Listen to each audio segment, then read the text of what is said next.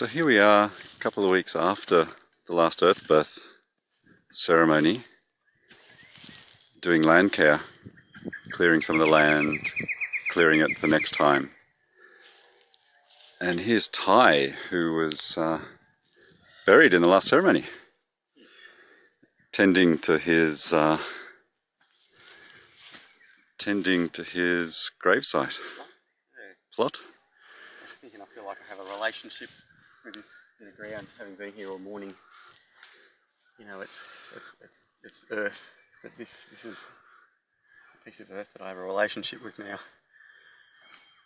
I feel like I'm tending it, like, I don't know, like it's my job to look after this little bit of earth. Yeah, beautiful. Can you share with us how the burial was for you? And sure, we can sit if you want, or stand. Yeah. That's right. It was difficult. It's probably the most obvious. I made it 6 hours through,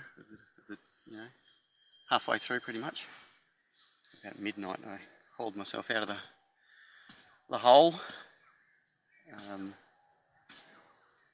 and it was. I felt. I think shame was what the word that came to me when I first came out, about not having gone the whole way through. I thought initially that I'd probably be, the only one that hadn't gone the whole way through too. But what got me out of the hole was my feelings of terror, my strong feeling overwhelmed by the feeling of terror. And I just couldn't sustain it any longer. It seemed. I felt like I couldn't. And I was in the hole asking myself, what am I so afraid of? And it wasn't anything around me that I was afraid of. I was afraid of the sensations inside my body, my own feelings, my own emotions overwhelming me. And then I thought, well, what's so bad about that? What's the worst that can happen? And I thought, I'm going to die. I'm going to die if those emotions become too strong, which I gather is common, if not universal. At some level we have that belief that if I get to something, I'll either explode or die, or my heart will stop. So it was that kind of sense. But it's made me realise, I guess, since that there's many areas of my life where I'm not thinking anything like that, and I'm not aware of terror. So there's probably mild fear and mild anxiety that stops me from doing this and makes me do this instead of that.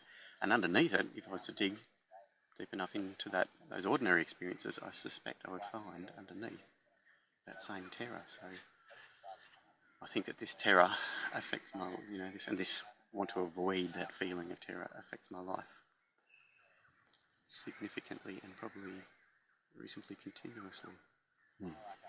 So it was valuable insight, really valuable to, not just insight, because that says it's an idea, but it was a valuable experience to experience that. And I don't feel shame anymore. I feel glad to have found my edge and know a bit more about myself and know what I need to look towards more and face more in myself, I think. And how have you found that it's impacted your life since? The first week, I think I seemed to have a lot of insight, and a lot of things were clear about my life that were normally vague and fuzzy. And that has probably continued now, a month later, not to the same strength as the first few days afterwards. It was very, very significantly affected in that first week, had more clarity, more will, was more connected with my will and my ability to see things clearly. It's hard to put in words.